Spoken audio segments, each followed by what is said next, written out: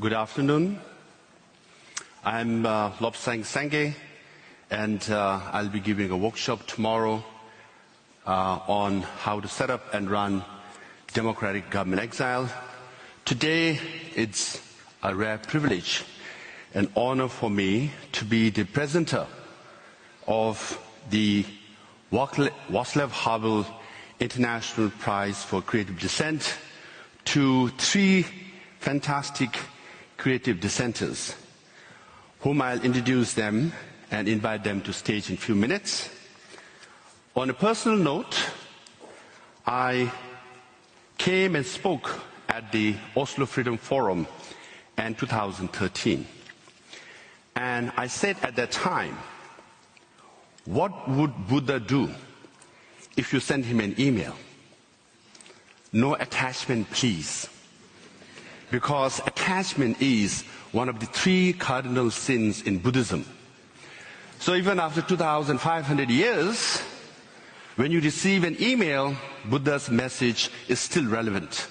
Don't open attachment.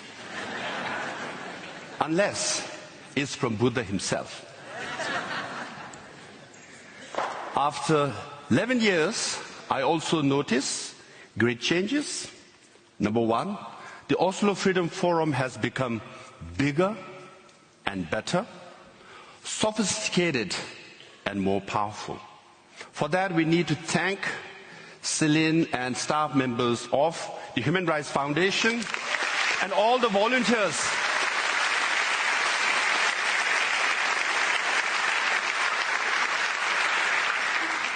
Another change I noticed, also the founder, Thor himself. Yesterday he was talking about many of the heroes, freedom fighters and dissidents in this room suffering trauma. And he advised how to cope with it. And he said,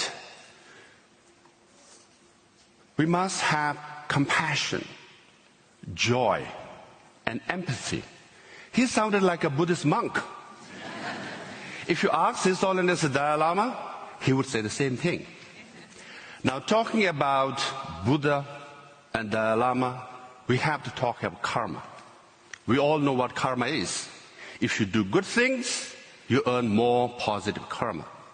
If you do bad things, you earn bad karma. And then for 3 days, yesterday and today's morning, we listened to all these heroes talking about these dictators and ruthless regime violating human rights, doing all the bad things. And we wonder, what would happen to these dictators? Well, as per their karma, they have earned so many bad karmas that they will go to hell. And they will live there forever. Now, what will happen to us, to freedom fighters and heroes in this world? Well, you are the good guys. You have done tremendous job fighting for justice, human rights, democracy, freedom, environmental rights, and women's rights. Yes? If there is, when we talk about beacon of hope, you are the beacon of hope. When you talk about angels, you are the angels. If there are gods and goddesses in this world, you are the messengers.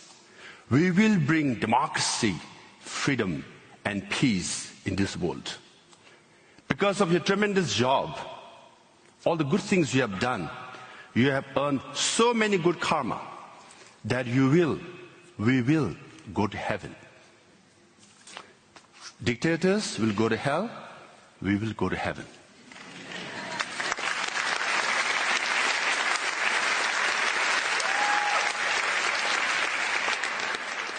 And talking about, heaven, this is a heavenly gathering. And Oslo Freedom Forum perhaps should be called Heavenly Freedom Forum. We are in Norway, close to North Pole, and which is a gateway to heaven anyways, right? And today, I have the privilege of inviting three heroes, three creative dissenters They are winning the Václav Havel International Prize for Creative Dissent. They are the heroes, they are the winners. That's why they have the front row seat to heaven. Now, let me invite each one of them. By the way, all those donors in the room, if you're wondering what will happen to you all, because you contribute for good cause, you are earning good karma each time you contribute, okay? So we'll take you along.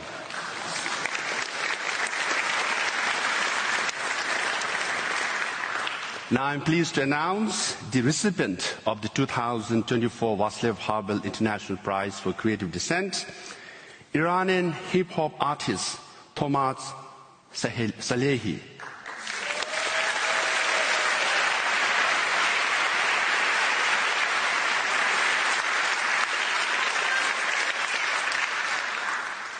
Let me read his bio. Tomas Salehi is an Iranian hip-hop artist known for lyrics protesting the Iranian regime and calling for human rights. In September 2022, at the height of the nationwide Women, Life, Freedom protest, Salehi released several songs supporting women's rights.